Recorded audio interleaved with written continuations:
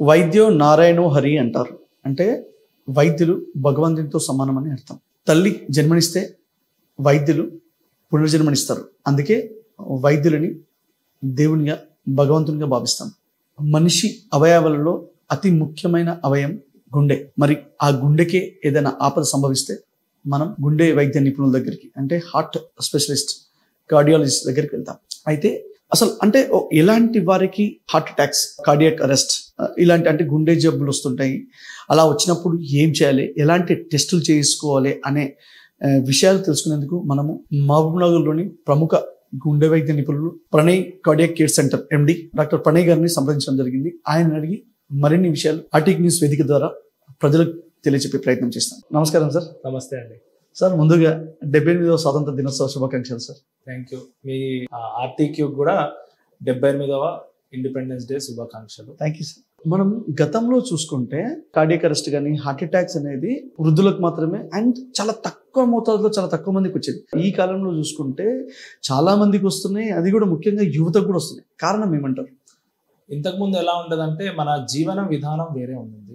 ఒకప్పుడు మన తాతల కాలం పోల్చుకుంటే ఇప్పుడు మన హరీబరీ సొసైటీ అయిపోయింది మనకు. అంటే ఎందుకంటే జాబ్ టెన్షన్ కానీ, లేదంటే వర్క్ ప్రెషర్ కానీ, లేదంటే మనకి ఏంటంటే ఫుడ్ హ్యాబిట్స్ కానీ, ఇవన్నీ కూడా మారాయి. ఒకప్పుడు వృద్ధులకి ఎందుకు వచ్చేవంటే అది యూజువల్గా ఏజింగ్ ప్రాసెస్ వల్ల నరాలు అనేవి సన్నబడతాయి జనరల్గా. సో దానివల్ల వృద్ధుల్లో రావడం అనేది కామన్ హార్ట్ అటాక్. సో జనరల్గా ఏంటంటే మనకి యంగ్ వయసులో రావడానికి కారణాలు ఏంటి? ఫస్ట్ ఆఫ్ ఆల్ వచ్చేసి స్మోకింగ్ ఉంటుందండి, తర్వాత ఎక్కువగా మద్యం సేవించడం, తర్వాత వచ్చేసి షుగర్ ఎర్లీగా రావడం, ఇప్పుడు తర్వాత బీపీ అనేది ఎర్లీగా రావడం.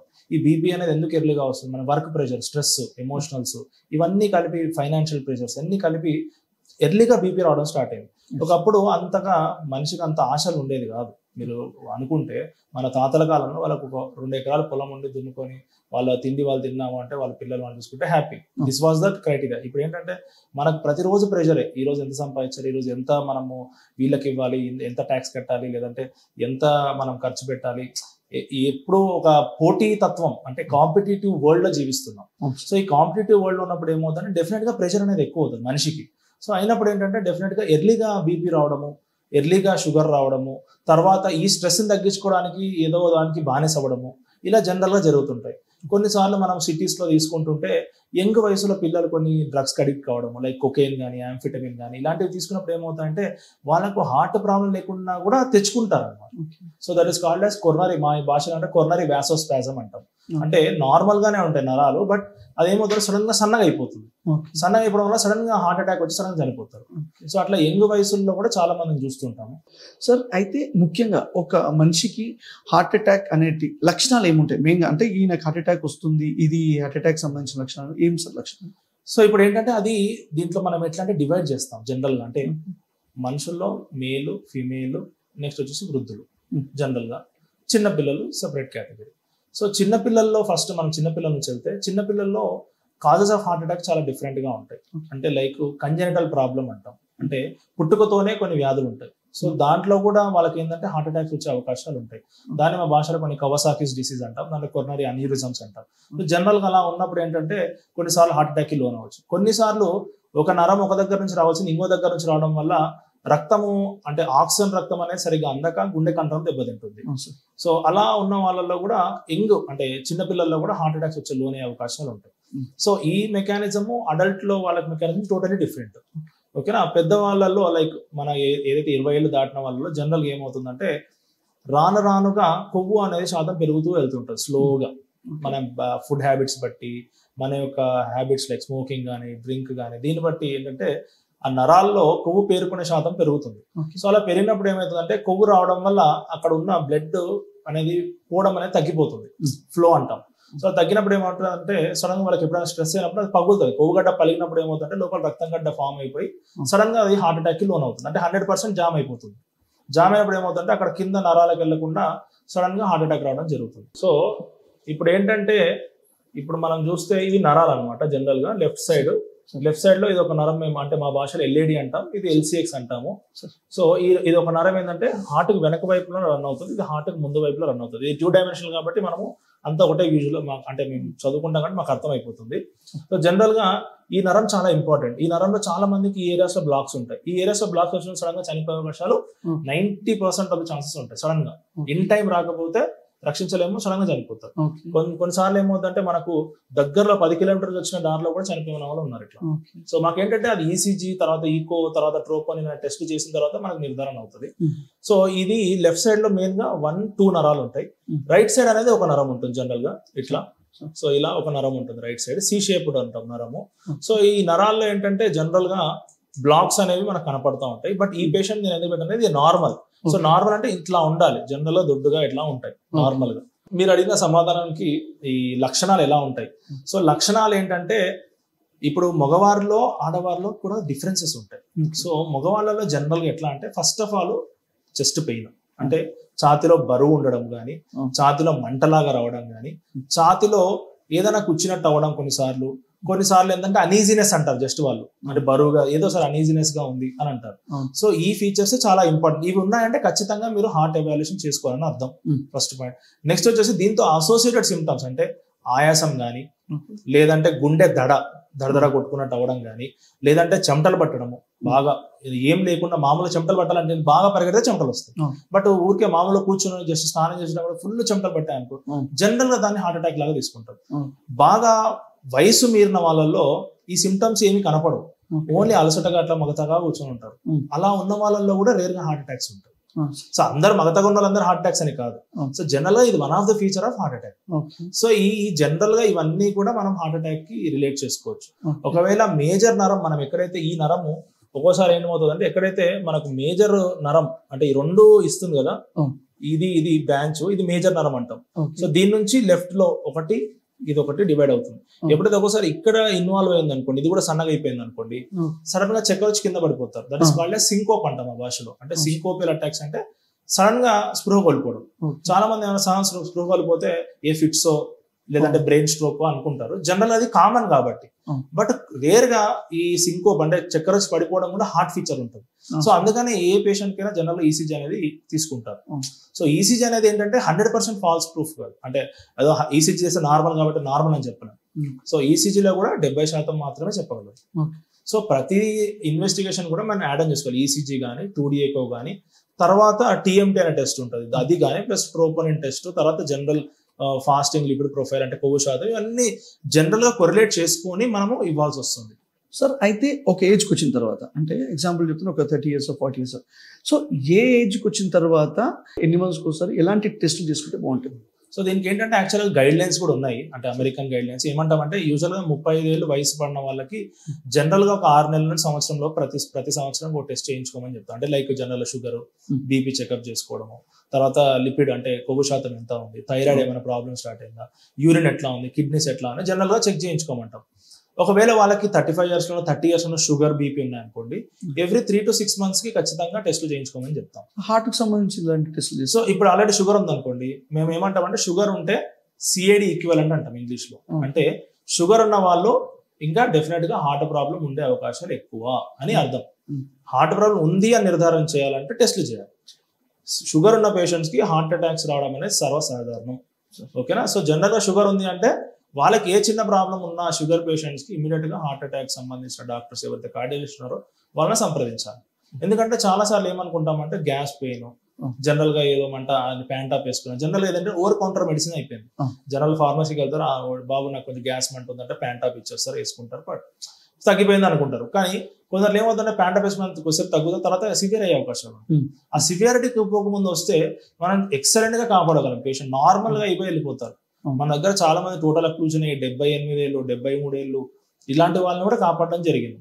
సో ఏంటంటే మనకు ఈ సిమ్టమ్స్ అనేది ముందుగా కనుక్కుంటే always it is a beneficial. అయితే దీని లక్షణాల్లో చూస్తే చెస్ట్ పెయిన్ రావడం కానీ, ఎదల్లో ఏదో నొప్పి ఉండడం కానీ, ఆయాసం ఉండడం కానీ, ఇవన్నీ.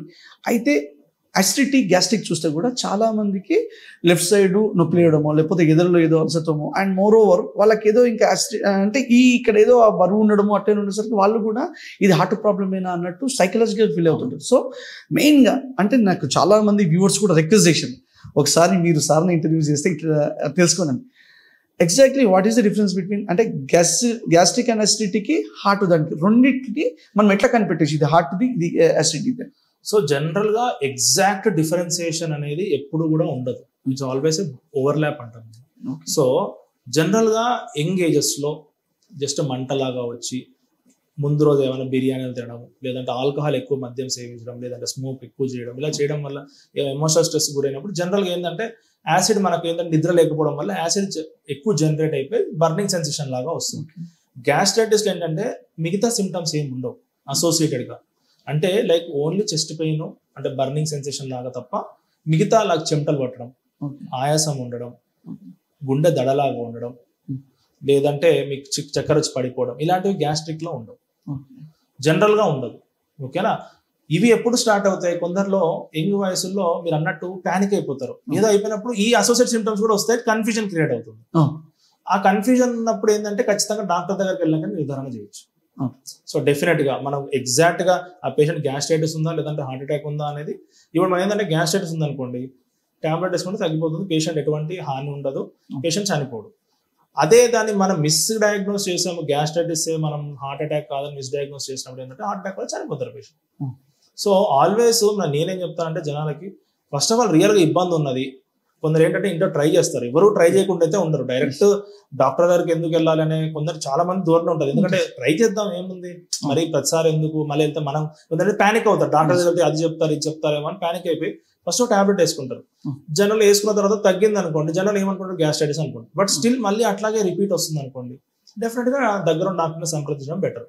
అదే రోజు గ్యాస్ట్రిక్ వేసుకునే బదులు అట్లీస్ట్ అది గ్యాస్ట్రిక్ లేదంటే హార్టా ఏంటనేది ఏదో మా కార్డియాలజీ సంబంధించిన డాక్టర్ల దగ్గరికి వెళ్ళడము, లేదంటే గ్యాస్ట్రిక్ డాక్టర్స్ జనరల్ ఫిజిషియన్స్ దగ్గరికి వెళ్ళినా కూడా వాళ్ళు ఈసీజీ చేయడం జరుగుతుంది, దానికి సంబంధించిన టెస్టులు చేయడం జరుగుతుంది. చేసినప్పుడు ఒక్కోసారి బయటపడుతున్నాయి, బయటపడినప్పుడు దాన్ని ఇమీడియట్ గా ట్రీట్ చేస్తే కూడా మంచిగా రికవర్ అవుతారు. అయితే ఈ విషయం పైన నార్మల్గా ప్రజలు కొందరు ఊర్ల నుండి పేదలు వస్తారు, వాళ్ళకి ఏంటంటే ఒక హార్ట్ హాస్పిటల్ కూడా పోవాలంటే ఎందుకు భయపడతారంటే ఇది ఏ ప్రాబ్లం అంతలో అని హార్ట్ దానికి వచ్చినాం అనుకోండి. కొన్ని హాస్పిటల్స్ ఎలా చేస్తారంటే ఈసీజీలు 2D ట్రెడ్మిల్ టెస్ట్లు ఆ టెస్ట్లు ఈ టెస్ట్ చేసి హాస్టల్ రాపించుకుంటారు.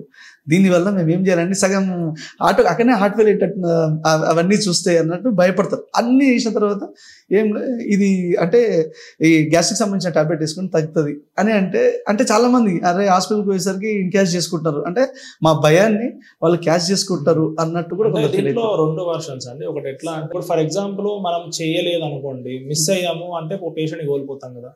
మీరు యాజ్ ఏ లా చదివి ఉంటారు చాలా మంది, ఏమంటారు మంచోడికి మాత్రం శిక్ష పడకూడదు, దొంగని వదలకూడదు అన్నట్టు జనరల్ ఉంటుంది కదా.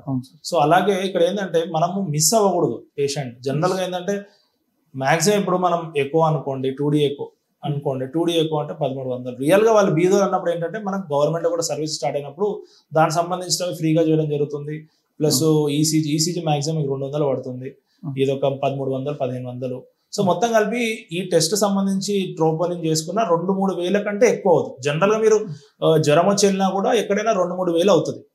నేనేమంటానంటే ఫస్ట్ ఆఫ్ ఆల్ రియల్ గా మనకు ఉందా లేదా అనేది ఈ 3 టెస్ట్ అయితే డెఫినెట్ గా ఎవరికైనా నేను చెప్తాను. అంటే భయపడే వాళ్ళకి మన నిర్ధారణ ఉందా లేదా సార్ అంటే నేను ఇప్పటికి కూడా 99% లేదనే చెప్తాను. అన్లెస్ 100% కావాలంటే యాంజియోగ్రామే చేయాలి ఎవరైనా కానీ. ఎందుకంటే నేను ఈ మాటలు ఎందుకు చెప్తానంటే నా ఎక్స్పీరియన్స్ ద్వారా వచ్చినాయి. కొన్నిసార్లు ఏమన్నా నార్మల్ అనుకుంటాం, 27 ఏళ్ల వయసు వచ్చాడు. సో 27 ఏళ్ల వయసులో అబ్బాయికి మళ్ళీ ఏమీ లేవు, స్మోక్ లేదు, డ్రింక్ లేదు, తర్వాత షుగర్ లేదు, బీపీ లేదు, మళ్ళీ చూడడానికి చాలా సన్నగా ఉంటాడు, 6 ప్యాక్ బాడీ. జనరల్ గా ఈ కారణాలు ఏం చెప్తామంటే జన్యు పరంగా ఉండొచ్చు. ఒకసారి ఫ్యామిలీ హిస్టరీ అంటాం, ఫెమిలియల్ అంటే అందుకే కొన్నిసార్లు మేము పెడతాం మీ అమ్మా నాన్నకి ఏమన్నా ఉన్నాయా, లేదంటే మీ అన్నకు తమ్ముడికి చెల్లెలకి ఎవరికైనా హార్ట్ అటాక్స్ ఉన్నాయా, ఇట్లా ఉన్న వాళ్ళ ఫ్యామిలీస్ లో జనరల్ గా వచ్చే అవకాశాలు. సో జెనెటిక్ నుండి వచ్చే అవకాశాలు అయితే ఉంటాయి, జెనెటిక్ నుంచి ఉంటుంది. అంటే ఇది ఓన్లీ తాతల నుండి వస్తాం, ఓన్లీ మదర్ ఫాదర్ వాళ్ళకి ఇంకా జెనెటిక్ అంటే ఎప్పటి నుంచో తాతల ముత్తాతల నుంచి కూడా సంక్రమిస్తారు కదా మనకు, జీన్స్ అయినా అక్కడ నుంచే వస్తాయి. సో తర్వాత మదర్ ఫాదర్ నుంచి మళ్ళీ వస్తాయి అట్లా. సో మన ఫ్యామిలీ ట్రీని అడుగుతాం అన్నమాట జనరల్ గా ఏ కారణాల వల్ల చనిపోయారు, మీ ఫాదర్ మదర్ ఉన్నారా, ఏమయ్యారు, ఉన్నారు, ఎక్కువ లాంగ్ వీట్ ఉన్నారు అంటే జనరల్ గా ఉండకపోవచ్చు. కొందరు చెప్తారు లేదు సార్ మా అన్న నా దగ్గర ఒక పేషెంట్ ఉన్నారు 38 ఏళ్ల వయసు, ఆయన కూడా 36, 38. ఆయనకి ఫస్ట్ టైం చేసాం స్ట్రోక్ వచ్చినప్పుడు స్టెంట్ వేరే నరాల్లో చేసాం, లెఫ్ట్ సైడ్ ఈ 2 నరాల్లో చేసాం. చేసిన తర్వాత రైట్ సైడ్ కూడా కొంచెం బ్లాక్స్ ఉన్నాయి, సరే ఇది ఇప్పుడు వద్దు కొన్ని రోజుల తర్వాత చేద్దామని చెప్పి తర్వాత వితిన్ 2 months లో మళ్ళీ ఇక్కడ మన గ్రౌండ్ లో వాకింగ్ చేస్తున్నాడు. ఇంతకుముందు స్టెంట్ వేసామంటే ఐడియా ఉందని ఇమ్మీడియట్ గా వచ్చాడు హాస్పిటల్కి. ఈసీజీ తీసాను, తీయంగానే ఇమీడియట్ గా ఏంటంటే ఈసీలో మార్పులు ఉన్నాయి. బాబు లేదు ఇమీడియట్ గా మనం అడ్మిట్ చేయాలని చెప్పి ఇమీడియట్ ఇంజెక్షన్ ఇచ్చి నెక్స్ట్ డే మళ్ళీ 2 స్టెంట్లు రైట్ సైడ్ పడ్డాయి. మొత్తం బాడీలో 4 స్టెంట్స్ వేసాం. సో ఆయన 36 ఏళ్ల వయసే, బట్ ఎందుకు వచ్చినా ఏం లేవు వాళ్ళ ఆయనకు కూడా. కానీ వాళ్ళ ఫ్యామిలీ హిస్టరీ చూసుకుంటే వాళ్ళ నాన్న, వాళ్ళ అమ్మ, వాళ్ళ అన్న ముగ్గురు కూడా యంగ్ వయసులో హార్ట్ అటాక్ తో చనిపోయారు. వాళ్ళ ఇంట్లో ఈయన ఒక్కడే ఇప్పుడు, వాళ్ళ భార్య, ఈయన, పిల్లలు. సో ఆయన చెప్పడం ఏంటంటే మా ముగ్గురు ఇట్లా అయింది సార్, అందుకనే నాకు వచ్చినట్టుంది. సో జనరల్ గా 36 years కి రాదు, బట్ జన్యు పరంగా ఆయనకు వచ్చింది. సార్ నన్ను ఇందాక వస్తుంటే అంటే మీ క్యాబిన్ దగ్గర చూస్తే 4D ఎక్కువ అని కనబడ్డది. అసలు ఏంటి 2D ఎక్కువ అని విన్నాను ఇంతకుముందు, ఈసీజీ 2D ఎక్కువ అని టెస్ట్, అది 4D ఎక్కువ ఏంటి అసలు, దానివల్ల అసలు ఎక్స్ట్రా ఫ్యూచర్స్ ఏంటి అసలు? అంటే ఇప్పుడు 2D ఎక్కువ 4D ఎక్కువ అంటే 2D ఎక్కువ అంటే 2 dimensional, 4D అంటే 4 dimensional, అంటే 3 dimensional హార్ట్ కనిపించి ఫంక్షన్ అంటే అలాంగ్ విత్ టైమ్ ఫంక్షన్ కనిపిస్తుంది అనమాట. So that is called as 4 dimensional. So 3 dimensions లో హార్ట్ కనిపిస్తుంది, plus 4th dimension is time, along with the time it will pump అనమాట. So అలా ఉన్నప్పుడు ఏంటంటే మనకు మొత్తం ఆల్ 3 areas కనపడడం జరుగుతుంది. 2D ఎక్కువలో కూడా మనం మాక్సిమం ఐడెంటిఫై చేయొచ్చు, అంటే 95% ఆఫ్ ద టైమ్స్ 2D ఎక్కువ సరిపోతుంది చాలా మందికి. ఎందుకంటే 4D ఎక్కువ అనేసరికి ఏమవుతుందంటే కాస్ట్ ఎక్కువ అవుతుంది, దానికి సంబంధించిన స్టిక్కర్స్ అవి ఎలక్ట్రోడ్స్ అన్ని పెట్టాలి. కొద్దిగా పేషెంట్ ఏదో అన్నీ అతికిస్తున్నారు, కంబర్సమ్ గా ఫీల్ అవుతారు. కొన్నిసార్లు ఏంటంటే వాళ్ళు కూడా ఎందుకు ఇంత టైం చేస్తున్నారు అనే ఇది ఉంటుంది. 2D ఎక్కువ అనేది చాలా తొందరగా చేయొచ్చు, 4D ఎక్కువ అనేది టైం టేకింగ్. కొందరికి ఏంటంటే మొత్తం కలర్ఫుల్ ఇమేజెస్ కావాలి ఫస్ట్ పాయింట్. నెక్స్ట్ వచ్చేసి వాళ్ళకి డీటెయిల్డ్ గా ఎట్లా ఉంది అనేది తెలియాలా. అందులో ఏంటంటే కొన్ని ఎక్స్ట్రా ఫీచర్స్ ఉంటాయి, like global LV longitudinal strain అని, రేడియల్ స్ట్రెయిన్ అని, సర్కంఫరెన్షియల్ స్ట్రెయిన్ అని. ఇవన్నీ ఏంటంటే హార్ట్ పంపింగ్ వీక్ అవ్వకముందే కొన్నిసార్లు డిటెక్ట్ చేసే అవకాశాలు కొన్నిసార్లు ఉంటాయి, అంటే రియల్ గా 4D చేస్తే. సో కొన్నిసార్లు ఏంటంటే మనం 4D చేయకుండా దాన్ని మనం లేబుల్ చేయడం 4D అనేది కరెక్ట్ కాదు. అందుకని చాలా మందికి చెప్తాను 2D ఎక్కువ అంటే ఇది చేస్తాం, 4D ఎక్కువ అంటే ఈ ఫీచర్స్ ఉంటాయమ్మా, అందుకనే దీనికి ఎక్స్ట్రా కాస్ట్ అవుతుందని మనం పేషెంట్ ముందే చెప్తే వాళ్ళు డిసైడ్ చేసుకుంటారు వెదర్ చేసుకోగలరా లేదా అనేది. సో 4D ఎక్కువ ఏంటంటే మనకి ఎక్స్ట్రా ఫీచర్స్ ఇవి ఉంటాయి. ప్లస్ మనం 4D ఎక్కువ యూజ్ అయ్యేదంటే మన పేషెంట్ సర్జరీకి వెళ్ళారనుకోండి, సో సర్జరీకి వెళ్ళే వాళ్ళు జనరల్ గా ఈ క్లిప్స్ వేసుకోవడము, లేదంటే మైట్రల్ వాల్వ్ రీప్లేస్మెంట్ అంటే లోపల వాల్వ్ చేంజ్ చేసుకోవాలన్నప్పుడు ఆ వాల్వ్ చుట్టూ ఎట్లా ఉంది మార్ఫాలజీ, దాని చుట్టూ కండ అనేది ఎట్లా ఉంది అనేది 4D లో బెటర్ గా అవగాహన కలుగుతుంది కంపేర్ టు 2D ఎక్కువ. సో మన గోయింగ్ ఫార్వర్డ్ ఫ్యూచర్ లో ఈ 2D ఎక్కువ తీసేసి 4D ఎక్కువ పెడితే ఇంకా మీకు క్లారిటీ వస్తుంది కదా? క్లారిటీ వైజ్ గా ఇప్పుడు చేసే డాక్టర్ ని బట్టి ఉంటది. ఇప్పుడు మీరు 4D ఎక్కువ ఎవరో జస్ట్ ట్రైన్ అప్పుడే పాస్ అయిన వాళ్ళలో పెడితే వాడు చేయలేడు. ఈ ఎక్స్పీరియన్స్ తో మనం గెయిన్ చేయాల్సింది 4D అనేది కూడా. ప్లస్ దానికి సపరేట్ గా ట్రైనింగ్ ఉంటుంది. ప్లస్ 4D అనేది ఎక్కువ మంది పేషెంట్స్ కి చేయడం అనేది ఎవ్రీడే చేయలేము, ఎందుకంటే మాక్సిమం ఎవరికి అవసరం అనేది కూడా డిసైడ్ చేయాలి. ఇప్పుడు 4D ఈ పేషెంట్ కి అవసరమా లేదా అనేది డిసిషన్ డాక్టర్ది. ఎందుకంటే 2D లో మనకు మాక్సిమం ఇన్ఫర్మేషన్ వచ్చినప్పుడు 4D అనేది it's an additional feature. Cancer పేషెంట్లకి 4D ఎక్కువ చాలా బాగా పనిచేస్తుంది, ఎందుకంటే వాళ్ళకి ఎర్లీగా పంపు తగ్గుతుందా లేదా. కొన్ని క్యాన్సర్ మెడిసిన్స్ ఏం చేస్తాయంటే గుండె మీద భారం పడే అవకాశం. సో అలాంటి వాళ్ళు ఏంటంటే గుండె మీద భారం ఎర్లీగా పడుతుందా లేదా, వాళ్ళ క్యాన్సర్ మందులు ఏమైనా తగ్గించాల్సి వస్తాయా లేదా అనేది మనకు 4D లో కొంచెం ఎర్లీగా తెలుస్తుంది. సో దీన్ని మనం స్ట్రెయిన్ ఇమేజింగ్ అంటాం. సో దాన్ని బట్టి 3D వాల్యూమ్ చేయడం ఇవన్నీ. సో ఎంఆర్ఐకి ఈక్వలెంట్ గా 4D ఎక్కువ ఉంటుంది. సార్ మనం గతంలో చూసుకుంటే హార్ట్ ప్రాబ్లం వచ్చిందంటే తీసుకుపోవాలి, హైదరాబాద్ తీసుకుపోవాలి, అండ్ పోతుంటేనే చాలా కేసెస్ పోతుంటే చనిపోతుండే. అదృష్టం ఏంటంటే మీలాంటి అంటే ఎంత మంచిగా చదువుకొని డాక్టర్స్ చాలా మంది మాబ్నవర్కి వచ్చిండ్రు. అంటే ఇంతకుముందు చూస్తున్నాము ఇలాంటి గుండె వైద్య నిపుణులు, అదేవిధంగా కార్పొరేట్ వైద్యం అనేది పట్టణంకే పరిమితం అవుతుంది.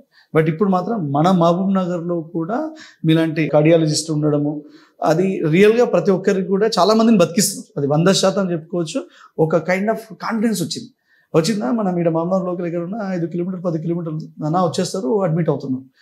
అయితే ఒకటి ఇక్కడ విషయం ఏంటంటే అదే హైదరాబాద్లో చూస్తే కాస్ట్లీ అంటే డబ్బులు కూడా బాగానే వస్తాయి, కానీ ఇక్కడ మహబూబ్ నగర్ ఇక్కడ ఉన్న దాంట్లో అత్యాధునిక అంటే పరికరాలు అలాంటివి వాడుకుంటా మరి ఆ రేంజ్లో వస్తాయా అంటే? అయినా మహబూబ్ నగర్ ఎందుకు పెట్టినట్టు మీరు?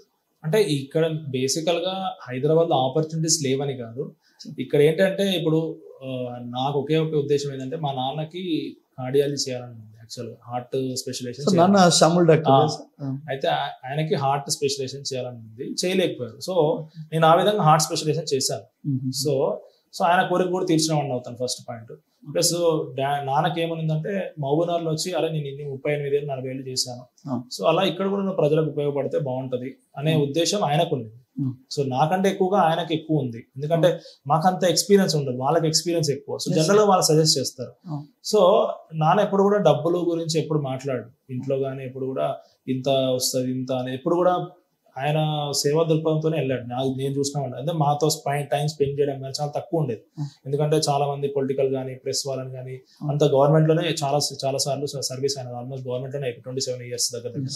సో ఇప్పుడు వాళ్ళకి ఏంటంటే ఇక్కడ ప్రజలు అనేది అటాచ్మెంట్ ఉంటుంది, అది ఎమోషనల్ బాండ్ అండి, అంతే. మనం ఏం చేయలేము, అంటే ప్రజలు వాళ్ళకి దగ్గరలో ఉంటారు. ఎవరు వచ్చినా కానీ ఇమీడియట్ గా సార్ ఇట్లా అనగానే సార్ కూడా ఆల్మోస్ట్ ఎమోషనల్ మనల్ని తెలుసులే తక్కువ చేసేసి ఏదో ఒకటి చెప్తా ఉంటారు. సో నేను అంతగా ఆలోచించట్లేదు, అంటే నాకు మనీ నేను ఇంత వస్తున్నాయి ఇంత ఏ రోజు నేను క్యాలిక్యులేట్ చేసుకోవట్లేదు కూడా. సో ఏంటంటే మనం వచ్చిన వాళ్ళకి నేను వాళ్ళకి క్లియర్ గా చెప్తాను, బాబు నాకు ఇంత అవసరం, ఎందుకంటే నా ఖర్చులు ఇంత అవుతున్నాయి, నాకు ఈ మెషిన్ పెట్టింది 3.5 కోట్లు పెట్టి తెచ్చాను, జనరల్ గా జపాన్ నుంచి తెప్పించాను మెషిన్. మనం మంచి సర్వీసెస్ ఇవ్వగలం ఇంకా మహబూబ్నగర్లో బెటర్ గా. క్లారిటీ అంటే ఇది ఎందుకు తీసుకున్నాం అంటే క్లారిటీ. సో బాగా క్లియర్ గా కనిపించినప్పుడు ఏమవుతుందంటే మనము చేయడానికి కూడా ఈజీగా ఉంటుంది యాక్సెస్ కానీ. సో ఇలా ఉన్నప్పుడు ఏంటంటే మనకు ప్రజలకి మంచి సర్వీస్ ఇవ్వచ్చు. ఈవెన్ కొందరు ఏంటంటే పేషెంట్ వాళ్ళ అమ్మగారిని బతికిస్తే ఎందుకు సార్ 80 ఏళ్ల వయసు మనం చేయడం అవసరమా, ఇంత ఖర్చు పెట్టడం అవసరమా అని ఒక పేషెంట్. అలా కాదు అన్న, మన అమ్మనే, ఇప్పుడు మీ అమ్మైనా మా అమ్మైనా ఎవరైనా అమ్మనే, మనం కాపాడాలని చేయాలి తప్ప ఆమెని ఏదో వదిలేస్తే ఆ టైంలో మనం ఆమె చంపిన వాళ్ళం అవుతాము. రియల్ గా చేయొద్దు అని అంటే నేను చెప్పాను చేయకూడదని, అలా అని స్టెంట్ వేసి బతికించిన వాళ్ళు కూడా ఉన్నారు. సో వాళ్ళకి ఏంటంటే అది ఒక హ్యాపీనెస్ ఇస్తాం, అంటే కాన్ఫిడెన్స్ అనేది మనం ఇవ్వాలి. జనరల్ గా పేషెంట్ కూడా మనం కాన్ఫిడెన్స్ ఇచ్చామనుకోండి జనరల్ గా వాళ్ళు చేయించుకుంటారు. బట్ హార్ట్ అటాక్ అనేది డెఫినెట్ గా చాలా హై రిస్క్ ఉంటుంది. నేను ఎప్పుడు చెప్తా పేషెంట్ బాబు హై రిస్క్ ఉంటుంది, ఏ పేషెంట్ గా ఇంతవరకు కూడా 0 risk అనేది ఎప్పుడు చెప్పలేదు. డెఫినెట్ గా రిస్క్ ఉంటుంది, ఆ రిస్క్ ని మనం అధిగమించి చేయడంలోనే విజయం అనేది ఉంటుంది. సార్ హార్ట్ అంటేనే డెఫినెట్ గా మీరు అన్నట్టు ఎమర్జెన్సీ హై రిస్క్ ఉండేది. అయితే మరి ఎంత అంటే సండేస్ నార్మల్గా డాక్టర్స్ సరికి ఆదివారం నాడు ఉంటారో ఉండరో అంటారు. మరి అలాంటి టైంలో మహబూబ్నగర్లో కార్డియాక్ సెంటర్ ఉందో, దీనికి సండే రోజు ఎప్పుడన్నా పేషెంట్స్ వస్తే ఇక్కడ అవైలబిలిటీ ఉంటారు ఖచ్చితంగా. ఇన్ కేస్ నాకేమన్నా మీటింగ్ ఉండి ఎమర్జెన్సీగా హైదరాబాద్ అయినా నాకు ఇంకో కార్డియాలజిస్ట్ ఎవరన్నా వచ్చి దీన్ని రీప్లేస్ చేయడం జరుగుతుంది జనరల్. ఇంకొకటి చాలా చాలా ముఖ్యమైన ఎంతో మందిలో ఉన్న సందేహం ఇప్పుడు మీ నుండి నివృత్తి, అంటే నా ఆర్టికల్ సెరిగి ద్వారా నివృత్తి చేయాలని అనుకుంటున్నాను. ఏంటి చాలా మందిలో డౌట్ అంటే, ఎవరైతే ఇంతకుముందు కరోనా అనేది చాలా మందిని కలిసివేసింది, అయితే కరోనా ఎవరికైతే అటాక్ అయినదో వాళ్ళకంటే అట్లాంటి వాళ్ళకి మెయిన్గా హార్ట్ అటాక్స్ వస్తున్నాయని కొందరు భయపడితే, కొందరు ఏంది లేదు కరోనా టైంలో వ్యాక్సిన్ వేసుకుంటాగా ముఖ్యంగా బూస్టర్ డోస్ వేసుకున్న వాళ్ళకే దానివల్ల ఏమైనా సైడ్ ఎఫెక్ట్స్తోని హార్ట్ ప్రాబ్లమ్స్ వస్తున్నాయేమో అని చాలామంది భయపడుతున్నారు. ఒక్కసారి అంటే మీ నుండి వాళ్ళకు చాలా క్లారిటీ ఇద్దామని అనుకుంటున్నాను. అంటే ఇక్కడ ఎట్లా అంటే కరోనా వైరస్ వల్ల మేము అంటే ఇప్పుడు డ్యూటీస్ చేసాము. నేను మల్లారెడ్డి హాస్పిటల్లో చేసినప్పుడు సెకండ్ వేవ్ చాలా తీవ్రంగా వచ్చింది.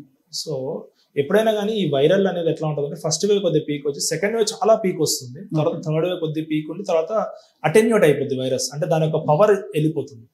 సో సెకండ్ వేవ్ లో వచ్చినప్పుడు ఏమవుతుందంటే వైరస్ వల్ల మనకి ఎప్పుడైనా బాడీలో వైరస్ దూరినప్పుడు ఏంటంటే it is a foreign body. So మన లోపల ఆర్మీ ఉంటుంది. ఆర్మీ అంటే ఏంటి? White blood cells. ఈ వైట్ బ్లడ్ సెల్స్ ఏం చేస్తాయి? ఇమీడియట్ గా అటాక్ చేస్తాయి. సో అటాక్ చేసినప్పుడు ఏంటంటే ఆ వైరస్ ఇంకా ఎక్కువగా దాన్ని యూజ్ చేసుకొని పెరగాలని చూస్తుంది. సో ఇది ఏమవుతుందంటే వైరస్ పెరగడం వల్ల ఇది దాన్ని అటాక్ చేసే మోడ్ ఇంకా పెంచుతుంది. అది పెంచినప్పుడు ఏంటంటే మన సెల్స్ అనేవి మన చుట్టుపక్కల ఏమున్నదని చూసుకోదు, చుట్టుపక్కల ఆర్గన్స్ కూడా డ్యామేజ్ అయిపోతాయి. సో ఈ వైట్ బ్లడ్ సెల్స్ అనేవి బ్లడ్ లో ఉంటది. సో అందుకని ఏమవుతుంది, ఈ వైరస్ ని అటాక్ చేసే మోడ్ లో హైపర్ ఇమ్యూన్ రెస్పాన్స్ అని వస్తుంది. అలా వచ్చినప్పుడు ఏంటంటే వైరస్ వల్ల డ్యామేజ్ అయ్యేదానికంటే కూడా ఎక్కువగా మన యొక్క రెస్పాన్స్ బాడీ కౌంట్రాక్ట్ అయ్యేది చాలా హైపర్ గా కౌంట్రాక్ట్ అవుతుంది. సో అలా అయినప్పుడు ఏంటంటే ఇట్ యూజువల్లీ మనకు లంగ్స్, తర్వాత హార్ట్ ఇన్వాల్వ్ అవడం, కిడ్నీస్, జనరలైజ్ బాడీలో సెప్సిస్ రావడము, బ్లడ్ క్లాట్ అయిపోవడము, ఇవన్నీ కూడా తత్వాలు పెరుగుతాయి. సో పెరిగినప్పుడు దానివల్ల చాలా మంది హార్ట్ డిసీజ్ చనిపోయారు అప్పట్లో కరోనా వైరస్ వల్ల. సో వ్యాక్సినేషన్ వల్ల చనిపోవడం అనేది చాలా తక్కువ మంది జరిగింది. సో ఇప్పుడు లార్జర్ సెక్టర్ ఆఫ్ పాపులేషన్, ఇప్పుడు 10,000 మందిలో ఒక్కరు చనిపోతున్నారంటే it can be negligible for the government. So దాన్ని ఏంటంటే మనం చంపాలని వేయట్లేదు, it is because of side effects. అంటే ప్రతి ఒక్కరి బాడీ ఒకలాగా ఉండదు. ఒక్కరొక్కరు ఒక్కొక్కలాగా ఇన్ఫ్లమేషన్ ఉంటుంది, ఒక్కొక్కరికి ఒకలాగా రియాక్ట్ అవుతారు వైరస్ కి. అయితే సార్ ఈ వ్యాక్సిన్ వల్ల అయితే సైడ్ ఎఫెక్ట్స్ ఉండి హార్ట్ ప్రాబ్లం వచ్చే ఛాన్సెస్ అయితే చాలా తక్కువ, నెగ్లిజిబుల్ అంటాం దాన్ని. సో నెగ్లిజిబుల్ అంటే వేరే కారణాలు, ఇతర కారణాలు కూడా ఉండొచ్చు. ఇప్పుడు మనం దాన్ని మనం లేబులింగ్ చేస్తున్నాం తప్ప వాళ్ళకి అండర్లైన్ ఏం ఫీచర్స్ ఉన్నాయి, లైక్ ఏమైనా షుగర్ ఉందా, లేదంటే థైరాయిడ్ ఉందా, లేదంటే బీపీ ఉందా, లేదంటే ఇంకేమైనా వాళ్ళు మార్బిడ్ లో ఒబేస్ లావు ఉన్నారా, లేదంటే ఇంకేం ఇతరమైన ఇబ్బందులు ఉన్నాయా, అవి మనం చూడాలి. ఓన్లీ వ్యాక్సినేషన్ ఇచ్చిన వల్లే చనిపోతున్నారని డైరెక్ట్ లేబుల్ చేయాలి, ఎందుకంటే దానికి స్టడీస్ కావాలి. దానికి పలానా సబ్జెక్ట్ ఉండి దానికి 10 మంది కూర్చొని స్టడీ చేయాలి, అసలు పేషెంట్ ఏంటి, అసలు ఇంతమందిలో వచ్చింది vaccination. Now I think most of them ఆ కోవిషీల్డ్ కానీ కోవాక్సిన్ వాళ్ళు కానీ పోస్ట్ అనాలిసిస్ చేస్తున్నారు. చాలా మంది వ్యాక్సినేషన్ తీసుకున్న వాళ్ళలో కూడా ఎవరెవరిలో ఏమేమి సైడ్ ఎఫెక్ట్స్ వచ్చినాయని they are preparing a list of this things also. So అలా ఉన్నప్పుడు మనకేంటంటే వాళ్ళు అందుకనే మీరు ఏ మెడిసిన్ తీసుకున్నా కూడా, ఈవెన్ మేము రాసే చిన్న పారాసిటమాల్ టాబ్లెట్ మీద కూడా వాడు రాస్తాడు paracetamol dose should not exceed this much dose. Exceed అయినప్పుడు లివర్ అనేది దెబ్బతింటుంది. అందుకని కొందరు ఏం చేస్తారు, 10 టాబ్లెట్ వేసుకొని పాయిజనింగ్ చేస్తారు. అలాంటి వాళ్ళకి సడన్ గా లివర్ కూడా ప్రాబ్లం వస్తుంది. సో ఏదైనా సరైన మోతాదులో తీసుకుంటే పెద్ద ప్రాబ్లమ్స్ ఉండవు. ఎక్కువ మోతాదులో తీసుకున్నప్పుడు డెఫినెట్ గా ప్రాబ్లమ్ వస్తుంది. అందుకనే వ్యాక్సినేషన్ కూడా ఎంత ఇవ్వాలో అంతే ఇస్తారు మోతాదు. సో డెఫినెట్ గా దాని వల్ల హార్ట్ అటాక్స్ వచ్చినాయి అనేది జనరల్ గా అపోహ మాత్రమే. సో జనరల్లీ దాని వల్ల ఇప్పుడు చేస్తే 10 మందిలో 5 మందికి వచ్చినాయంటే డెఫినెట్ గా అది వ్యాక్సిన్ కాదు అని అర్థం. ఒక 10,000 1,00,000 మందిలో 10 మందికి వచ్చిందంటే ఇట్స్ నెగ్లిజిబుల్. సో జనరల్ గా మిగతా వాళ్ళని కాపాడాలన్నప్పుడు అందరికీ ఇవ్వాల్సి వస్తుంది. మనం ఎట్లా ఐడెంటిఫై చేస్తాం ఆ టైంలో, ఈయనకి ఇవ్వకూడదు ఈయనకి ఇవ్వాలి అనేది మనం ఐడెంటిఫై చేయలేం. There is nothing like identification. So ఇటీవల మీరు ఒక 60 ఏజ్డ్ పర్సన్కి శస్త్రచికిత్స ద్వారా, అంటే నాకు తెలిసి మామూలు కూడా ఇంతవరకు ఎవరు చేయని అట్లాంటి ఒక శస్త్రచికిత్స అంటే అటువంటి వైద్యం చేసి బతికించారు, వాళ్ళకి సర్జరీ ఏదో చేశారు అని విన్నాం. ఏం సార్ అసలు అంటే ఏంటి ఆ పేషెంట్ ఉన్న ప్రాబ్లం? అంటే యాక్చువల్గా ఆయనకి ఏంటంటే బ్లాక్ 60 years లో జనరల్గా అంటే సిటీఓ అంటాం, అంటే చాలా రోజుల నుంచి బ్లాక్ అయిపోయింది నరం. దాన్ని ఓపెన్ చేయాలంటే స్పెషలైజ్డ్ ఎక్విప్మెంట్ తీసుకురావాలి, ప్లస్ 2 డాక్టర్ సపోర్ట్ ఉండాలి ఎప్పుడైనా సరే. So that safety of the patient increase అవుతుంది. సో నేను ఇంకో నా క్లోజ్ ఫ్రెండ్ కార్డియాలజిస్ట్ హైదరాబాద్ నుంచి, నేను ఆయన ఇద్దరం కలిసి చేశాం. ఎందుకంటే దానికి ఇమేజింగ్ అంటాం జనరల్ గా, లోపల సన్నగా కెమెరాస్ పెట్టి చూసి దానికి ఎంత అవసరమో ఆ కెమెరా వరకు చూసి తీసామని. జనరల్ గా అది హైదరాబాద్ లో దగ్గర 6 నుంచి 7 లక్షలు ఖర్చు అవుతుంది, కానీ నేను ఇక్కడ 3 లక్షలు మాత్రమే ఖర్చు చేసి ఆల్మోస్ట్ 50% లో పేషెంట్ చేయడం జరిగింది. సో ఆయన చాలా హ్యాపీగా ఉన్నాడు ఇప్పుడు. సర్జరీ అన్నట్టు లేకపోతే సర్జరీ కాదు, ఇట్స్ మినిమల్ ఇన్వేజివ్ అంటాం. మినిమల్ ఇన్వేజివ్ అంటాం, సేమ్ లైక్ స్టెంట్సే కానీ తొడనరం నుంచి కొద్దిగా పెద్ద డైమెన్షన్స్ పంపించి చేశాం. So it's not exactly like surgery. So surgery అంటే just open heart. So generally open heart చేయాలంటే దానికి ఒక సపరేట్ టీమ్ ఆఫ్ డాక్టర్స్ ఉంటారు, కార్డియోవాస్కులర్ సర్జన్స్ అంటారు. సో వాళ్ళు ప్లస్ వాళ్ళ టీమ్ ఆఫ్ అనస్థెటిస్టులు, దానికి సంబంధించిన నర్సెస్, క్వాలిఫైడ్ నర్సెస్ ఉంటారు. సార్ నార్మల్గా మీ దగ్గరికి ఎవరన్నా అంటే హెల్త్ ప్రాబ్లం వచ్చి ఇట్లా వస్తే మీరు యాంజియోగ్రామ్ అవి లేకపోతే టెస్టులు చేసి స్టంట్ వేస్తారు. సార్ స్టంట్ అనేది ఎట్లా ఇస్తారు, అది ఎట్లా వర్క్ అవుతుంది సార్? ఇప్పుడు ఇక్కడ ఒక పేషెంట్ ఉన్నాడండి, మనం ఏంటంటే 36 ఏళ్ల వయసు, అంటే 36 ఏళ్ల వయసులో స్ట్రోక్ రావడం అనేది అసహజం జనరల్ గా.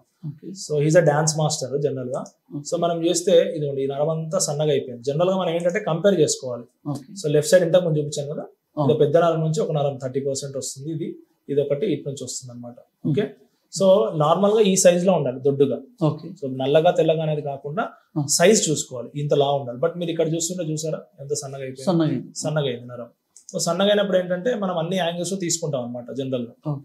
ఓకే, తీసుకున్న తర్వాత దాన్ని మనం అనలైజ్ చేస్తాం. అనలైజ్ చేసిన తర్వాత మనము స్టెంట్ వేయడం జరుగుతుంది జనరల్ గా. ఎలా చేస్తామంటే సన్న తీగ లాంటిది పంపిస్తాం, అంటే కంటికి చాలా సన్నగా కనిపిస్తుంది తీగ. సో చాలా ఫైన్ గా ఉంటాయి, ఇట్లా తీగ వేస్తాం. ఇలా తీగ వేసినాక అక్కడ క్లియర్ చేసుకుంటాం, కొద్దిగా కొవ్వు గడ్డ రక్తం గడ్డ ఉన్నది క్లియర్ చేసుకుంటాం. బెలూన్ చాలా సన్న బెలూన్స్ ఉంటాయి, 1 mm 2 mm ఉంటాయి, అంటే 1 mm 2 mm అంటే చాలా సన్నగా ఉంటాయి. సో అలాంటివి మనం పంపించి ట్యూబ్ ద్వారా పంపిస్తాం. ట్యూబ్ ద్వారా పంపించి దాన్ని అక్కడ క్లియర్ చేయడం జరుగుతుంది. చేసిన తర్వాత కొద్దిగా ఇంప్రూవ్మెంట్ వచ్చింది ఇక్కడ చూసారా. సో కొద్దిగా ఓపెన్ అయిన తర్వాత ఇది స్టెంట్ అనమాట. ఈ డాట్ టు డాట్ మధ్యలో స్టెంట్ ఉంటుంది, ఈ డాట్ మధ్యలో స్టెంట్ మెష్ లాగా. సో దాన్ని మనం ఏం చేస్తామంటే లోపల బెలూన్ ఉంటుంది, ఎక్స్పాండ్ చేస్తాం. సో దట్ ఎక్స్పాండ్ అవుతుంది అది కంప్లీట్ గా. సో ఎక్స్పాండ్ అయిన తర్వాత మనం ఫ్లో చెక్, అప్పుడు చూసారా ఎంత పెద్దగా. ఎంత టైం పడుతుంది సార్ స్టంట్ వేయడానికి? అంటే కేస్ టు కేస్ బేసిస్, మనం ఏది ఎగ్జాక్ట్ గా చెప్పడానికి ఉంటుందో అక్కడ ఆ ప్రాబ్లం బట్టి కొన్నిసార్లు 15 minutes లో అయిపోతుంది, కొన్నిసార్లు 1 hour పడుతుంది, ఒకసారి 2 hours పడుతుంది. సో చెప్పలేం, అంటే వేరియేషన్స్ ఉంటాయి అనమాట. అడ్మిట్ కావాల్సి పేషెంట్ అంటే నార్మల్ అంటే ఇప్పుడు హార్ట్ అటాక్ వచ్చినప్పుడు ఇమీడియట్ చేస్తాం జనరల్ గా. అంటే గుండెకి సంబంధించిన కండరం వీక్ అయినప్పుడు ఏంటంటే ఇమీడియట్ గా వచ్చినప్పుడు ఇంజెక్షన్ ఇస్తాం. సో అక్కడ ఏమైనా బ్లడ్ క్లాట్స్ ఉంటే క్లియర్ అవుతాయి. బట్ కొవ్వుగడ్డ అనేది క్లియర్ అవ్వదు ఇంజెక్షన్. సో దాన్ని మనం ఏంటంటే స్టెంట్ పెట్టి ఎక్స్పాండ్ చేస్తాం. సో అది ప్లాస్టరింగ్ వర్క్ లాగా అనమాట. సో జనరల్ గా చేసినప్పుడు ఏంటంటే మీరు ఇప్పుడు కంపేర్ చేసుకోవాలన్నమాట. దీనికి ముందు ఇది ఇలా ఉంది. సో చేయక ముందు ఎలా ఉంది నరం. సో జనరల్ గా వాళ్ళకి చూపిస్తాను, చేయక ముందు ఇలా ఉండిందమ్మా, చేయక ముందు ఇది పరిస్థితి. సో చేయక ముందు ఎలా ఉంది ఇక్కడ, చాలా ఇక్కడ ఈ ఏరియా కంపేర్ చేసుకోవాలి. ఇది తర్వాత మనం చేసిన తర్వాత మళ్ళీ చూపిస్తాను, ఇదిగో చేసిన తర్వాత ఇలా ఉంది.